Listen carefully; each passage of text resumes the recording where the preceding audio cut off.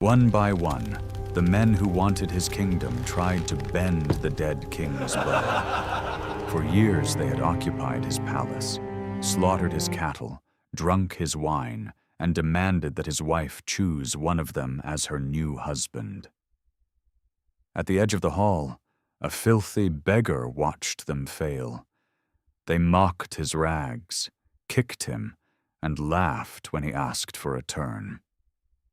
Then the beggar took the weapon in his hands. He strung it as easily as a musician tightening a lyre. The room became silent.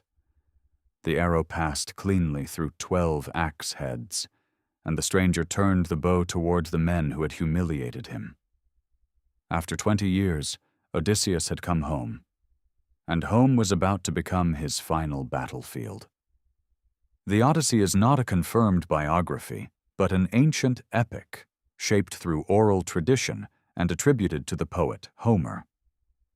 Archaeology reveals real Mycenaean palaces and a real Bronze Age city at Troy, but no discovery proves that Odysseus or his supernatural voyage existed. What follows is the legend the Greeks preserved, a story set between the memory of history and the imagination of myth. In that legend, Odysseus left Ithaca with Penelope as his young wife and Telemachus as an infant son. He spent 10 years fighting before the walls of Troy, where intelligence became his greatest weapon. The wooden horse that helped destroy the city belonged to the wider tradition of his cunning. When Troy burned, Odysseus sailed for home with 12 ships and hundreds of exhausted warriors. But at Ismarus, his men raided the Cicones and ignored his command to leave quickly. The Cicones counterattacked, and 6 men from every ship died before the voyage had truly begun. A storm drove the fleet to the Lotus Eaters, whose food made men forget the very desire to return. Odysseus dragged his affected sailors back to the ships and tied them beneath the benches, saving their bodies by refusing their wishes. Then curiosity led him into a cave filled with cheese, lambs, and the promise of a rich stranger's hospitality. Its owner was Polyphemus, a one-eyed Cyclops, who sealed the entrance with a stone and began eating the trapped Greeks. After 6 men had died, Odysseus made the giant drunk, called himself Nobody, and drove a heated stake into his eye. When Polyphemus screamed that nobody was killing him, the other Cyclopes heard no reason to help. Odysseus and the survivors escaped beneath the bellies of the giant's sheep, but safety was not enough for the king. From his ship, he shouted his real name, so the monster would know who had defeated him. Polyphemus prayed to his father Poseidon, "Let Odysseus return late, alone, on another man's ship, and find suffering inside his house." Aeolus, keeper of the winds, gave Odysseus a leather bag containing every wind that could drive the fleet away from Ithaca. For 9 days the ships moved safely, until the fires of home appeared, and Odysseus finally slept. Believing he had hidden treasure, his men opened the bag and released a hurricane that hurled them back across the sea. Aeolus refused to help again, convinced that anyone so tormented must be hated by the gods. The fleet next entered the harbor of the Laestrygonians, giants who crushed ships with boulders and speared men like fish. 11 vessels were destroyed. Only Odysseus's ship escaped because he had tied it outside the harbor. The survivors reached Circe's island, where the goddess transformed a scouting party into swine with enchanted food. Protected by a divine herb from Hermes, Odysseus resisted her magic, drew his sword, and forced her to swear she would not harm him. Circe restored the men, but comfort became another trap. They remained for a year before demanding that their king remember home. Circe told Odysseus that the only road forward first led beyond the living world, where he must question the dead prophet Tiresias. At the edge of ocean, he opened the earth with sacrifice, and the shadows of the dead gathered around him, desperate to taste blood and speak. Tiresias warned that the voyage could succeed only if the crew left untouched the sacred cattle of Helios. Among the spirits, Odysseus found his mother Anticlea, alive when he had sailed to Troy, but dead before he could return. 3 times he reached for her, and 3 times his arms closed on empty air. She told him that grief and longing for her absent son had helped destroy her life. He also met Agamemnon, murdered after returning from Troy, and Achilles, the greatest warrior the Greeks had known. Achilles told him that ruling all the dead was worth less than serving as the poorest laborer among the living. Odysseus entered the underworld seeking directions, but left with a harsher truth. Glory could make a name immortal, yet it could not bring one dead man home. Back among the living, Circe warned of the Sirens, whose song promised forbidden knowledge of Troy and the world. Odysseus blocked his crew's ears with wax, but ordered them to bind him to the mast, determined to hear what no man had survived.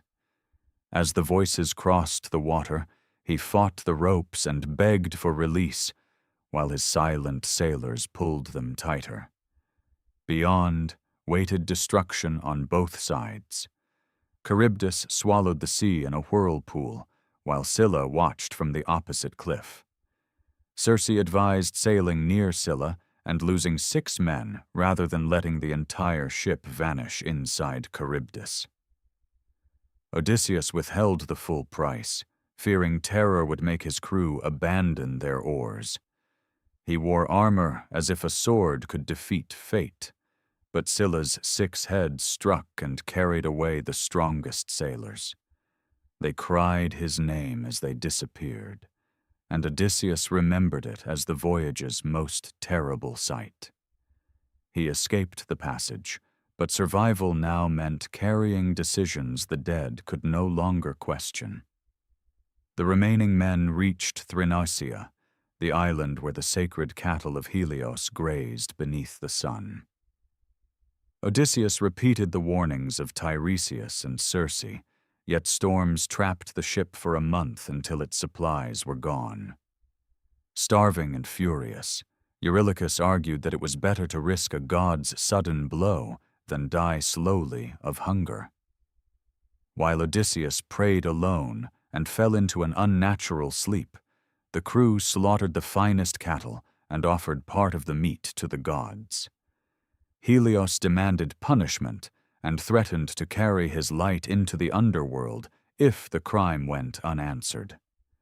When the weather cleared and the ship returned to sea, Zeus split it apart with a thunderbolt. Every remaining sailor drowned, while Odysseus clung to broken timbers and drifted back past Charybdis. The prayer of Polyphemus had nearly become complete. The king was late, stripped of his fleet, and absolutely alone. Yet the poem never blames fate alone. His crew's disobedience, their desperation, and Odysseus's own pride had all helped turn 12 ships into wreckage. The sea carried Odysseus to Ogygia, where the goddess Calypso kept him for 7 years in a beautiful prison surrounded by trees, springs, and an empty horizon. She offered him immortality and ageless youth if he would abandon Ithaca and remain beside her forever. But each day he sat on the shore weeping for the smoke of his homeland and the mortal woman waiting there. Homer does not present this simply as a willing romance. Odysseus is detained, powerless to leave, and willing to surrender eternity for home. At last Athena's appeals moved Zeus, who sent Hermes to command Calypso to release him. Odysseus built a raft, But Poseidon found him at sea and shattered it beneath another storm. The Phaeacians rescued the castaway, clothed him, listened to his story, and gave him the passage no god or warrior had been able to secure. They carried him sleeping to Ithaca aboard their own ship, and laid him on the shore with his treasures. 20 years after leaving, Odysseus touched his native ground. But mist covered the island, and the king could not yet recognize home. During Odysseus's absence, more than 100 suitors had invaded his household, consumed his wealth, pressured Penelope to remarry, and plotted to murder Telemachus. Penelope was never merely waiting. For 3 years, she wove a burial shroud by day and secretly unraveled it each night. Her deception preserved the house until a servant betrayed her, and time began closing around her. Telemachus, the infant Odysseus left behind, had grown into a young man searching for a father he barely remembered. Athena disguised the returned king as a beggar, and Odysseus revealed himself only to his son and several loyal servants.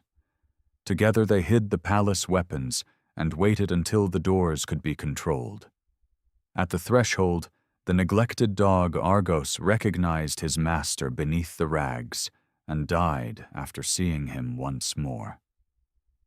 The nurse Eurycleia later recognized a scar on his leg, but Odysseus demanded silence. The man who had announced his name across the sea now endured insults in his own hall, because reaching home required him to remain nobody. Penelope announced a contest. She would marry the man who could string Odysseus's bow and fire an arrow through 12 axe heads. The suitors strained against the weapon, heated it, greased it, and failed one after another. Then the beggar took the bow, tested its string, and sent the arrow through the iron path. Telemachus closed the doors. Odysseus cast off his disguise, and his first arrow struck Antinous as he drank. With his son and loyal servants beside him, the king killed the men who had consumed his house and planned Telemachus's death. The poem calls this justice for violated hospitality. Yet the blood filling the hall makes the homecoming difficult to celebrate without unease. Penelope still did not accept the stranger merely because he claimed her husband's name. She ordered a servant to move their marriage bed. Odysseus erupted because he had built that bed around a living olive tree, a secret no impostor knew. After gods, giants, witches, storms, and 20 years, the final intelligence guarding his home belonged to the wife who matched his cunning. And only when Penelope recognized him was the curse truly broken.